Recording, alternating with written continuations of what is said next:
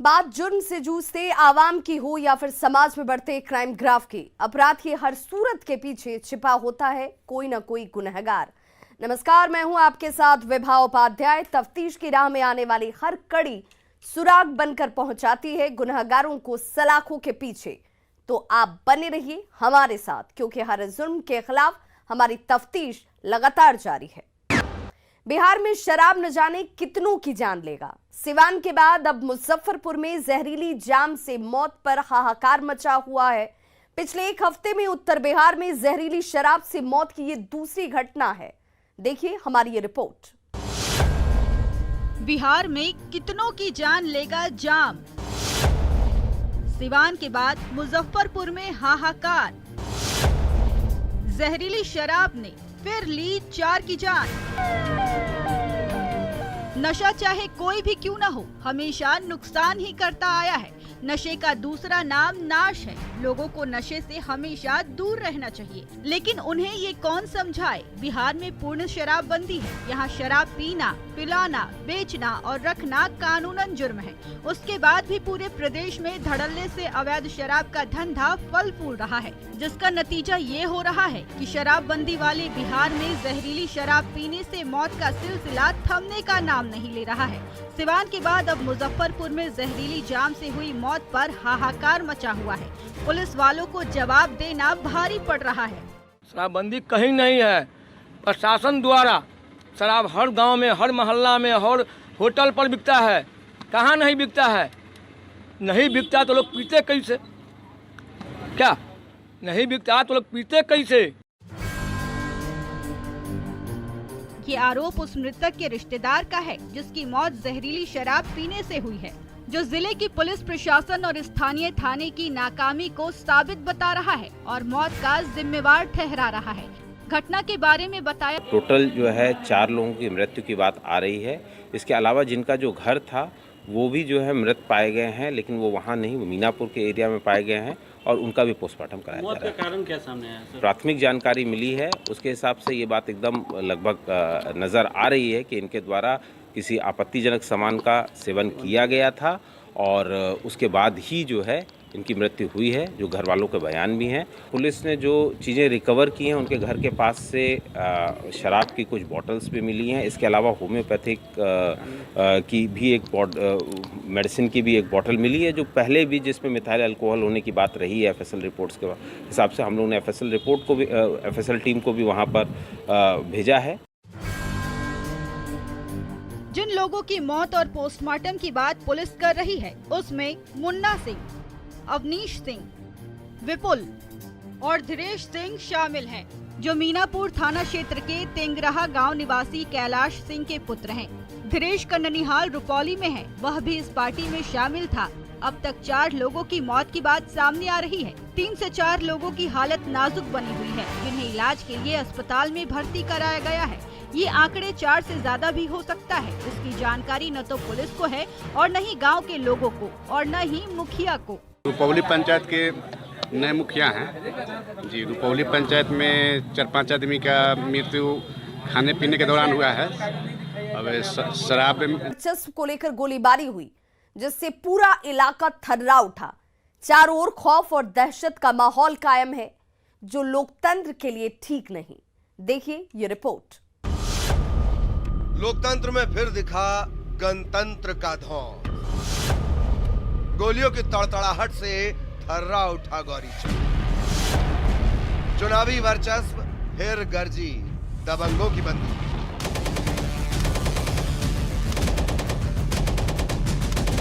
गोलियों की तड़तड़ाहट सुनकर आपको लग रहा होगा कि दीपावली नजदीक है, बच्चे पटाखे फोड़ रहे होंगे, तो आपकी ये गलतफहमी है। ये खौफ की गोली है, ये धौंस की गोली है। ये पंचायत चुनाव में आपसी वर्चस्व और जीत हार की बानगी है, जो राजधानी पटना की पुलिस को मुंह चढ़ा रही है। पंचायत चुनाव के दौरान सुरक्षा के दावों को हवा हवाई साबित कर रही है। हर एक गोली पर खाकी का खौफ तिल तिल कर दम तोड़ रहा है, जो राजधानी पटना की पुलिस के लिए शर्म की बात है। लाख सख्ती के बाद भी चुनावी बिसात में बंदूकें गरज रही हैं। दबंग पंचायत की फिजा में खौफ और दहशत का माहौल पैदा कर रहे हैं और पुलिस मौकाए वारदात पर पहुंचकर खोखा बटोर रही है, जैसे हर बार वारदात के बाद पहुंचकर बटोरती है। देखिए जमीन पर पड़े ये कारतूस के खोखे पुलिस के दावों को कैसे खोखले साबित कर रहे हैं।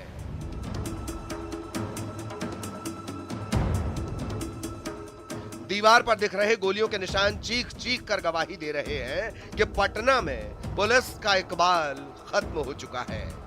अपराधियों के हौसले बुलंद हैं, पुलिस पस्त है, बदमाश मस्त है, जो राजधानी पटना के लिए चिंता का विषय है। खौफ और दहशत की यह तस्वीर पटना के गौरीचक थाना इलाके की कंडाप तारनपुर पंचायत के गोपालपुर गांव की है, जहां चुनावी रंजिश में दो गुटों में जमकर गोलीबारी हुई, जिससे पूरा गांव थर्रा उठा, जिसकी तस्दीक ये तस्वीरें कर रही हैं। हैरानी और परेशानी की बात यह कि गोलियों की तड़तड़ाहट की आवाज पुलिस के कान तक जब पहुंची तब तक काफी देर हो चुकी थी। जब पुलिस मौका वारदात पर पहुंची तब तक असामाजिक तत्व मौके से फरार हो गए थे। अगर पुलिस के हाथ कुछ लगा तो वो था कारतूस का खाली खोखा, जो खाकी की चुस्ती और गश्ती पर सवाल खड़े कर रहा है। घटना के बारे में बताया जा रहा है कि चुनावी विसात में दावेदारी मजबूत करने को लेकर कंडाप तारनपुर पंचायत के मुखिया प्रत्याशी राजू सिंह और संजीव कुमार उर्फ फौजी के बीच विवाद चल रहा था। 2 दिन पहले पंचायत चुनाव का परिणाम घोषित हुआ। चुनाव परिणाम में कंडाप तारनपुर पंचायत से राजू सिंह मुखिया का चुनाव जीत गया और संजीव कुमार उर्फ फौजी हार गया और इसके बाद विवाद और गहरा गया। हार मिलते ही संजीव कुमार उर्फ फौजी तिलमिला गया और गुरुवार को गोपालपुर कंडा बांध के नजदीक इंडियन बैंक के पास राजू सिंह के समर्थकों के साथ मारपीट करने लगा। जब लोगों ने इसका विरोध किया तो संजीव कुमार अपने कुछ समर्थकों के साथ बंदूक की धौंस दिखाने लगा और दहशत तारी करने के लिए हवा में गोलियां दागने लगा। इसके बाद मौके पर अफरा तफरी का माहौल पैदा हो गया। घटना के बाद दोनों ने थाने पहुंचकर स्थानीय गौरीचक थाने में एक दूसरे पर एफआईआर दर्ज करवाई। जब पुलिस से इस संबंध में पूछा गया तो पुलिस ने जांच की बात कहते हुए कैमरे के सामने कुछ भी बोलने से इनकार कर दिया, जो पुलिस की नाकामी की गवाही दे रहा है, जो चिंता की बात है।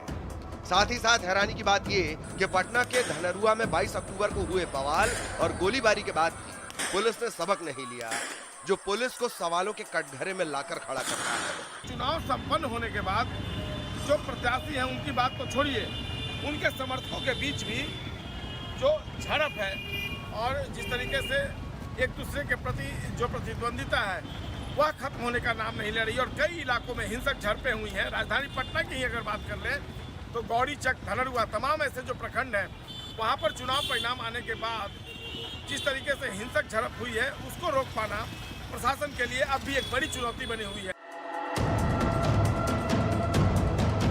अब सवाल ये है कि पुलिस दबंगों को रोकने में क्यों नाकाम साबित हो रही है? पुलिस के सुरक्षा के दावे क्यों फेल साबित हो रहे हैं? धनरुआ कांड के बाद पुलिस ने क्यों सबक नहीं लिया? क्या पुलिस सिर्फ मौकाए वारदात से खोखा बटोरती रहेगी? पुलिस के अधिकारी मामले पर क्यों चुप्पी साधे बैठे हैं? आरोपियों की गिरफ्तारी कब होगी? ये वो तमाम सवाल है जिनका जवाब पटना पुलिस को देना पड़ेगा, क्योंकि मामला लोकतंत्र और राजधानी पटना की सुरक्षा से जुड़ा है। अगर ऐसा चलता रहा और आरोपियों की गिरफ्तारी नहीं हुई तो पटना पुलिस को जवाब देना भारी पड़ेगा। न्यूज़ 18 के लिए पटना से मनोज सिन्हा के साथ संजय की रिपोर्ट। अब वक्त हो चला एक छोटे से ब्रेक का, फौरन हाजिर होते हैं।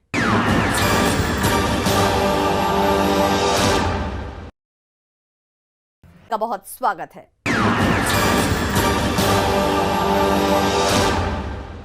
छपरा में हत्या की वारदात का सिलसिला थमने का नाम नहीं ले रहा। जिले में पिछले 8 दिनों में 6 लोगों की हत्या ने पुलिस की चुस्ती और गश्ती पर सवाल खड़े कर दिए। दवा कारोबारी प्रभुनाथ राय की हत्या की गुत्थी अभी सुलझी भी नहीं थी कि अपराधियों ने होमगार्ड जवान की हत्या कर दी। देखिए ये रिपोर्ट। होमगार्ड जवान की हत्या से हाहाकार। पट्टीदारों ने पीट पीट कर उतारा मौत के घाट। पिछले 8 दिनों में 6 लोगों की हत्या से कोहराम। महाराज अब कौन उड़िया लगे सुनो दादा ओ कहा जैसा अरे बापू। छाती पीट पीट कर रोती बिलखती महिला, घर के पहले तल्ले पर कमरे में कंबल में लिपटा होमगार्ड जवान का शव और तफ्तीश करती पुलिस उस खौफनाक वारदात की तस्दीक कर रही है जिसे बेखौफ पट्टीदारों ने अंजाम दिया है, ये जानते हुए कि जिस शख्स को वो मौत के घाट उतार रहे हैं वो कानून का रखवाला है, बिहार पुलिस का जवान है। देखिए, यही वो मकान है जिसमें होमगार्ड जवान सत्यदेव प्रसाद की पीट पीट कर हत्या कर दी गई। यही वो कमरा है जिसमें जवान का शव बेड पर कंबल में लिपटा पड़ा है और पुलिस बारीकी से तफ्तीश कर रही है, एक एक साक्ष्य को संजीदगी से बटोर रही है क्योंकि मामला पुलिस महकमे से जुड़ा है। खौफ और मातम की ये तस्वीरें छपरा के भगवान बाजार थाना क्षेत्र के दौलतगंज सिख टोली मोहल्ले की है। रात में हम हमारे घर से अच्छा से आते, खा पी करके आए थे वहाँ से। अच्छा, खाली सोने के लिए यहाँ पर आए थे। सोने के लिए आए थे तो आपको बताए नहीं थे कि मतलब यहाँ पर हम जा रहे हैं सोने के लिए? नहीं, साइकिल लेकर के आए, बोले कि हम जा रहे हैं सोने के लिए। अच्छा, बस। वारदात के बारे में बताया जा रहा है कि दौलतगंज चिक टोली के रहने वाले 55 साल के होमगार्ड के जवान सत्यदेव प्रसाद का पारिवारिक विवाद उनके पट्टीदारों से चल रहा है। उनके परिवार के लोग गांधी उच्च विद्यालय के पास किराए के मकान में रहते हैं, जबकि सत्यदेव प्रसाद अपने पुश्तैनी मकान दौलतगंज में रहते हैं। वारदात वाली रात वो खाना खाकर सोने के लिए अपने पुश्तैनी मकान में चले आए थे। इस बीच पट्टीदारों से झगड़ा हुआ। विवाद इतना बढ़ गया कि पट्टीदार जान लेने पर उतारू हो गए। सत्यदेव प्रसाद के साथ मारपीट शुरू कर दी गई। पट्टीदार तब तक पीटते रहे जब तक सत्यदेव प्रसाद की मौत नहीं हुई। उसके बाद शव को बेड पर रखकर उस पर कंबल डाल दिया। पूरी रात इस वारदात की किसी को कानों कान खबर नहीं लगी। जब सुबह हुई तो परिजनों को मौत की खबर मिली। परिजन आनन फानन में पुश्तैनी मकान पर पहुंचे जहां सत्यदेव प्रसाद रहते थे। जब परिजनों ने कमरे में जाकर देखा तो पैरों तले जमीन खिसक गई। चीख पुकार और चित्कार की आवाज सुनाई देने लगी। पुलिस को खबर दी गई। सूचना मिलते ही भगवान बाजार थाने की पुलिस मौके पर जा पहुंची और जांच में जुट गई। परिजनों के फर्द बयान पर एफआईआर दर्ज कर त्वरित कार्रवाई करते हुए पुलिस ने सत्यदेव प्रसाद के चचेरे भाई अनिल कुमार को गिरफ्तार कर लिया है, जिससे सख्ती से पूछताछ की जा रही है। इधर होमगार्ड जवान की हत्या से होमगार्ड संघ भी खफा है और प्रशासन पर सवाल खड़े कर रहा है। प्रथम दृष्टिया देखने से लग रहा है कि ये मर्डर किया गया है। इनका सर पर काफी ज्यादा चोट है। हाँ। और प्रशासन से अनुरोध करेंगे कि जल्द से जल्द अपराधी को गिरफ्तार किया जाए और सख्त से सख्त सजा दी जाए। सुना आपने, छपरा में हालात इतने बिगड़ गए हैं कि अब कानून से जुड़े लोग भी सुरक्षित नहीं हैं और ना ही हत्या का दौर थमने का नाम ले रहा है। पिछले 8 दिनों में 6 लोगों की हत्या हो गई, जिसे रोकने के बजाय पुलिस लाशों की गिनती में जुटी है, जो पुलिस की नाकामी को बयां कर रहा है। पिछले 8 दिनों के आंकड़ों पर नजर डालें तो तारीख 29 अक्टूबर 2021 दौलतगंज इलाके में होमगार्ड जवान की पीट पीट कर हत्या। तारीख 28 अक्टूबर 2021 दवा व्यवसायी प्रभुनाथ राय की चाकू मारकर हत्या।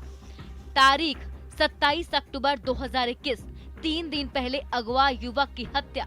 तारीख 24 अक्टूबर 2021 तरैया में युवक की हत्या। तारीख 23 अक्टूबर 2021 रसूलपुर में महिला की हत्या।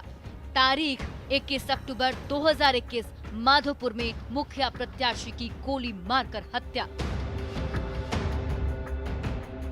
इससे आप अंदाजा लगा सकते हैं कि सारण में किस कदर अपराधियों के हौसले बुलंद हैं। आम से लेकर खास तक कितने सुरक्षित हैं। इस आंकड़े में हर रोज इजाफा हो रहा है, जो जिले की पुलिस के लिए सिरदर्द बनता जा रहा है। दवा व्यवसायी प्रभुनाथ राय की हत्या की गुत्थी अभी सुलझी भी नहीं थी कि होमगार्ड जवान की हत्या हो गई, जिसके बाद प्रशासन से जुड़े अधिकारी कैमरे के सामने बोलने से डर रहे हैं। अगर इसी तरह से आंकड़ा बढ़ता रहा तो जिले के भगवान ही मालिक होंगे। न्यूज 18 के लिए छपरा से संतोष गुप्ता की रिपोर्ट।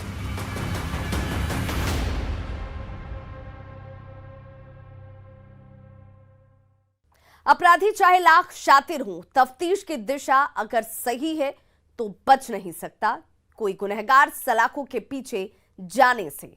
तो पुलिस चाहे सोई हो, मुजरिम चाहे कोई हो, आप बने रहिए हमारे साथ, क्योंकि हर जुर्म के खिलाफ हमारी तफ्तीश लगातार जारी है।